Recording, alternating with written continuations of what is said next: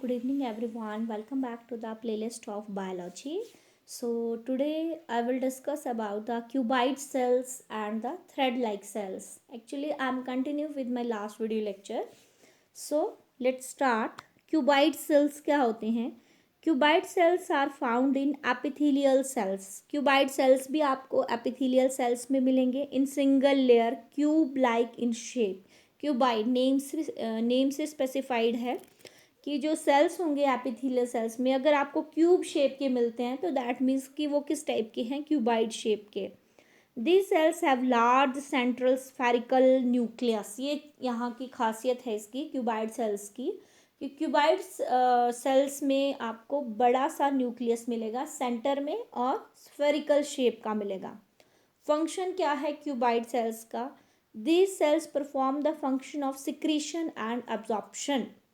Cuboid cells जो है वो आपके सिक्रीशन और एब्जॉर्प्शन का फंक्शन परफॉर्म करते हैं. ठीक है, आई डोंट थिंक कि आपको सिक्रीशन और एब्जॉर्प्शन के बारे में बताने की ज़रूरत है. फिर भी किसी को डाउट है तो प्लीज़ कमेंट मी. नाउ अब यहाँ पे देखिए, ये देखिए क्यूबाइड सेल्स का स्ट्रक्चर देख लीजिए. ये देखिए न्यूक्लियस दिख रहा है ना आपको बीच में पर्पल वाला. Wait guys, now this is okay. ये देखिए यहाँ पे क्यूबाइड सेल्स को अगर जूम करके देखें तो इस तरीके से आपको दिखेगा. ये फ्री सरफेस है, ये न्यूक्लियस है आपको purple. Simple cuboidal epithelial cell है ये, और ये इसकी बेसमेंट मेम्ब्रेन है. ठीक है, अगर आप इसको और देखना चाहते हैं तो इस तरीके आपको 3D व्यू बताया हुआ है ना. फ्री सरफेस, बीच में न्यूक्लियस, सिंपल क्यूबाइडल एपिथेलियल और basement membrane. Right, so this is the cuboid cells. okay, now और भी अगर आप स्ट्रक्चर देखना चाहते हैं, ये देखिए एपिथेलियल सेल्स अगर आप क्यूबाइड देखना चाहते हैं तो इस तरीके से आपको दिखेगा. ये देखिए न्यूक्लियस दिख रहा है. ठीक है, एक्चुअली क्यूबाइड सेल्स आपके कहाँ कहाँ पे होते हैं वो आपको दिखाया गया है. मैं थोड़ा सा जूम करती हूँ इसको. ये देखिए गाइस, यहाँ पे मैंने दिया है सिंपल क्यूबाइडल एपिथेलियल में लोकेशन लाइंस किडनी ट्यूब्यूल्स में आपको क्यूबाइडल सेल्स मिलेंगे. डक्ट्स ऑफ मैनी ग्लैंड्स, बहुत सारी ग्लैंड्स होंगी जिनकी डक्ट में आपको क्यूबाइड सेल्स मिलेंगे. Cover surface of ovary, ovary का जो सरफेस होता है वहाँ पे भी आपको क्यूबाइडल सेल्स मिलेंगे. फंक्शन क्या है? सिक्रेशन और एब्जॉर्प्शन. राइट, मीन्स आपने ओवरऑल इनमें से ये चीज़ें याद रखनी है कि क्यूबाइडल सेल्स क्या होते हैं, कहाँ कहाँ पे ये प्रेजेंट होते हैं. तो ये मेनली आपको मीनिंग पता होना चाहिए. इस तरह के क्वेश्चन आपको बनते हैं. नेक्स्ट हम बात करते हैं थ्रेड लाइक सेल्स क्या होते हैं. थ्रेड क्या होता है गाइस? धागा, धागे की तरह जो आपको दिखते हैं. This cells present in muscle fibre, जो हमारे मसल फाइबर्स होते हैं वहाँ पे ये सेल्स आपको मिलेंगे. ये चीज़ इंपॉर्टेंट है. मीन्स ये जो टॉपिक आपको करवा रही हूँ इसमें इसी तरह के छोटे छोटे क्वेश्चंस आपके बनते हैं कि मसल सेल्स में मसल फाइबर में कौन से टाइप के सेल्स प्रेजेंट होते हैं. Thread like muscle fibres are multinucleated. Muscle fibre में मल्टी न्यूक्लिएटेड होते हैं, मतलब बहुत सारे न्यूक्लियस होते हैं. Nuclei located just under the plasma membrane, nuclei आपको प्लाज्मा मेम्ब्रेन के अंदर मिलेगा. This cells are made up of myofibres, और ये जो मसल फाइबर के सेल्स होते हैं आपके, ये आपके मायोफाइबर से बने होते हैं. Which are striated and thread like, मतलब स्ट्रेट होते हैं, सम वेबी भी होते हैं, थ्रेड लाइक होते हैं, इसीलिए इनका नाम थ्रेड लाइक सेल्स है. तो मेनली आपने ये याद रखना है कि थ्रेड लाइक जो सेल्स होते हैं that present in the muscle fibre.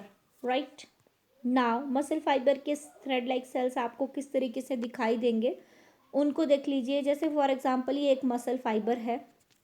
ठीक है, ये देखिए यहाँ पे स्ट्राइएशन दिखाई दे रही है, न्यूक्लियस है आपको, और ये मायोफाइबर्स हैं ये जो दिखाई दे रहे हैं आपको. ये filaments containing actin and myosin. अभी आपको इतना डिटेल में जाने की ज़रूरत नहीं है, जस्ट स्ट्रक्चर मैंने आपको इसलिए दिखाया था कि आपके माइंड में सेट रहे कि एक्चुअली वो बोलते हैं ना कि जब आप पिक्टोरियल रिप्रेजेंटेशन किसी चीज़ की देखते हैं तो वो चीज़ आपको माइंड में रिमाइंड रहती है, उसको आप भूलेंगे नहीं. That's why I am taking a diagram hair. Otherwise अभी डायग्राम आपको इतनी डिटेल में लेने की ज़रूरत नहीं है. जब आप अलग से मसल फाइबर के बारे में पढ़ेंगे, मसल्स के बारे में, तो आप वहाँ पे डिटेल में जाएंगे. अभी जस्ट आप डायग्राम देखिए कि यहाँ पे थ्रेड लाइक जो सेल्स हैं वो आपके प्रेजेंट होते हैं. और भी यहाँ पे देखिए एक और स्ट्रक्चर मैंने लिया है. जैसे ये देखिए यहाँ पे इसमें आपको और भी क्लियरली दिख रहा है, जैसे थ्रेड की तरह दिख रहे हैं ना, इस तरह से लंबे लंबे धागे की तरह। ये देखिए, ये जो ब्लू कलर के आपको दिख रही है, ये क्या है आपका, यहाँ पे मैं थोड़ा सा इसको स्लाइड करती हूँ। ये देखिए, जेड लाइन है, एम लाइन है, सार्कोमियर है, ये आपका सार्कोमियर है, थिन फिलामेंट है, और ये थिक फिलामेंट है। रेड वाला आपका थिक फिलामेंट है, और जो ब्लू कलर का है वो आपका थिन फिलामेंट है। और ये पूरा आपका क्या है, एक मायोफाइब्रिल है। मीन्स अगर आप ऊपर वाले स्ट्रक्चर को देखें, ये आपकी पूरी एक मसल का फाइबर है, ये मसल फाइबर है पूरा। और इसी के अंदर ये देख रहे हैं ना आप स्ट्रक्चर, मायोफाइब्रिल्स, उसका डिटेल स्ट्रक्चर है यहाँ पे, जो नेक्स्ट वाली स्लाइड में मैंने लिया है। ये इस तरह से दिखेगा आपको जब आप इसको और ज़्यादा डिटेल में स्टडी करेंगे। अभी आपने डिटेल में नहीं जाना है फिलहाल, अभी आप इतना याद रखिए कि थ्रेड लाइक सेल्स क्या होते हैं, थ्रेड लाइक सेल्स जो है वो कहाँ पे प्रेजेंट होते हैं, राइट। एक यहाँ पे नोट में भी मैंने इंपॉर्टेंट चीज़ ली है, इसको भी देख लीजिए। Z lines are responsible for force transmission generated by the actin myosin cross bridge cycling.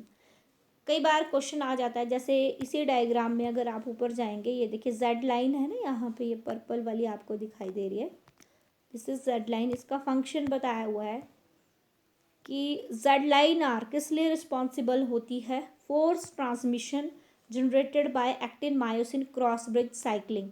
Actin myosin की जो क्रॉस ब्रिज साइक्लिंग होती है, उससे जो फोर्स जनरेट होती है ना, ठीक है, जनरेट होती है, उसको जेड लाइन क्या करती है, उसको ट्रांसमिट करती है।